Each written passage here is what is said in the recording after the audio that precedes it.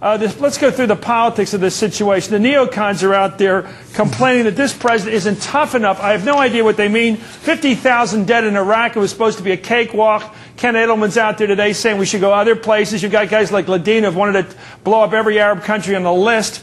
What is going on in their complaint, and why does the president pay 5 seconds attention to them? I don't know why he pays attention to them, Chris.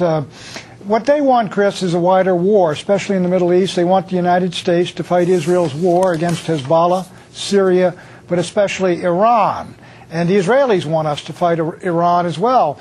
But it's not in the interest of the United States. None of those countries, even Hezbollah and Hamas, have not attacked the United States of America. I don't think the country's listening to the neocons anymore. I think they're discredited. The question is Bush listening to him? Because he was gone for a while up through his second inaugural, very much according to a script they wrote. Right. Literally. Yes? Shrum wrote it. Not Shrum, Frum. I keep saying Frum. It wasn't you, Bob. It was that other guy we have on the show. David Frum wrote The Axis of Evil. Hey, Shrummy, are you willing to agree with Pat that there is a subculture now of the conservative movement who are extremely hawkish? They are, of course, pro-Israeli. Many Americans are pro-Israeli. But they're very hawkish on every front, not just the Middle East, but China. They want to take on North Korea. When we had that EP3 incident early in the administration, they wanted to go to war with China. Do they have the head of the president? The root of the problem here is that the United States is tied down in Iraq, 130,000 troops there.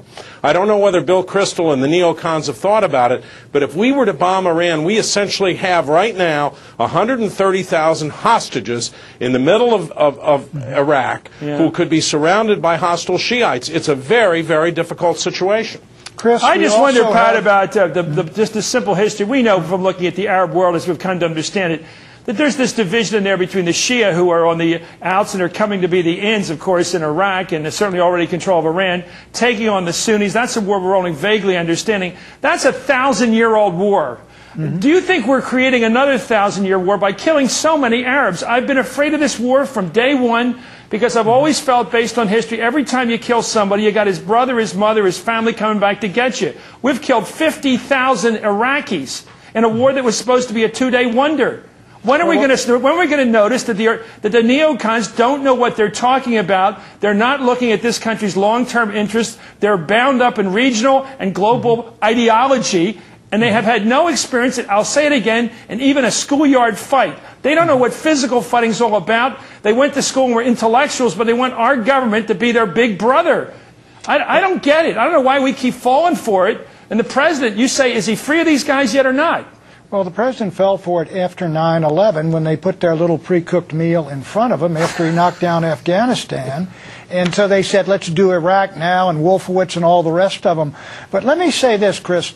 I think the president realizes now that we went into Iraq and to pursue weapons that did not exist, a country that did not attack us, did not threaten us, and now we have created a great base camp for terrorism in the Anbar province that did not, the west there, that did not exist. In response to Mr. Shrum, there are not only those 150,000 hostages. You attack Iran, Hezbollah will retaliate against the 25,000 Americans in Lebanon. You will have massive hostage takings and killings. Are these people nuts? You've got to ask yourself. I certainly hope the president is not listening to him, because I really question whether they got America's national interests at heart. They're calling for wars against people that never attacked us. I don't care how bad they are. They're wicked people all over this world, but you don't go after people unless they come after you.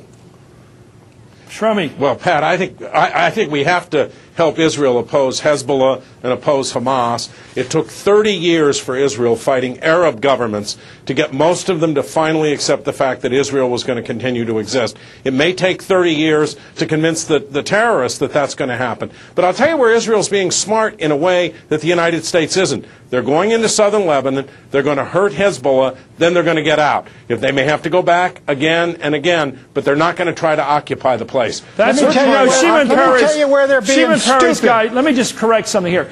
You know, I think we got to be very careful about Israel's national interests, America's national interests, and ideology. You can go in Israel, as I've done fairly recently, and you can argue a more liberal, more moderate position against the far right, the people at the Jerusalem Post, etc.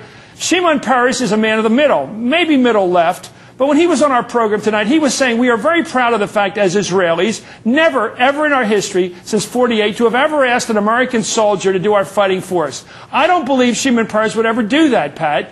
I think you're talking about the guys over there on the right who might do it, but I haven't even heard them say America should be their fighters for them. Well, a lot of them want us to attack Iran. They've said so publicly. But let me tell you where Israel has been stupid. Israel was provoked and attacked by Hezbollah. Grabbed those 2 soldiers, killed 8 Israelis. They had every right to go in and get their soldiers. And when the rockets came, every right to go in there and clean out southern Lebanon. What do? They launch a massive blitzkrieg against the civilian economy, knocking down airfields, lighthouses, roads, bridges, oil depots, power stations, putting these people through hell. You got 500,000 refugees there now. What they're doing is imposing collective judgment on a whole people for the crimes of Hezbollah, which the Lebanese people, many of them, abhor, in which their government condemned. This is what is stupid and outrageous. Israel had the high moral ground. I am for them cleaning out Hezbollah after that. And they gave it away by this massive assault on innocent people, destroying that country, and I regret we got a president who can't stand up and say at least that. Israel's right about Hezbollah. They are wrong what they did to Lebanon. Well, that's a problem. Isn't that a problem, Bob, that this president seems to be unwilling to wear the 2 hats that every great American president has worn since '48 when Israel was recreated? They've said we're friends of Israel, but we're also the great power in the region, the power that will come in and referee and try to bring peace and be an honest broker. It seems to me this president has never accepted that second responsibility.